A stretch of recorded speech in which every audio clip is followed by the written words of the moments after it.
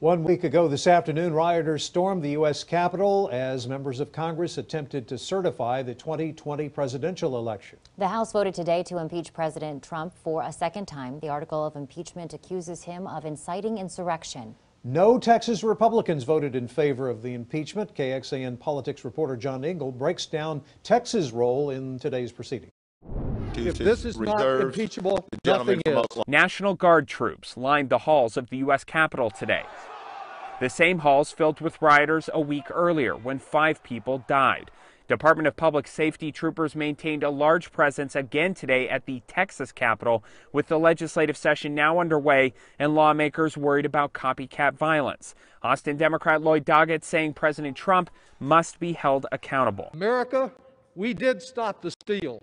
We stopped Donald Trump from stealing our democracy and imposing himself as a tyrant. Congressman Joaquin Castro of San Antonio has been tapped as an impeachment manager, thinking back to when Texans kept rioters from getting into the House chamber. Let me ask you a question.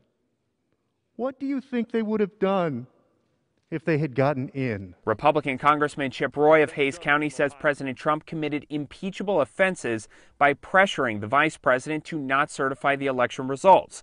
But he signed a letter asking Democrats to slow down, fearing they won't be able to tie him to inciting the Capitol riot. I think we should be coming together and being united to get this country to go forward.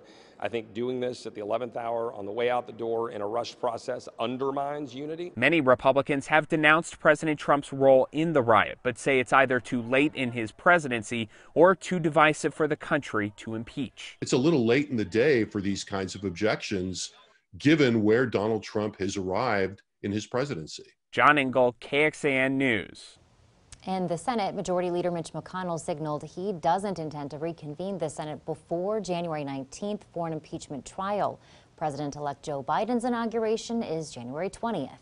And as we mentioned, no Texas Republicans voted to impeach the president today.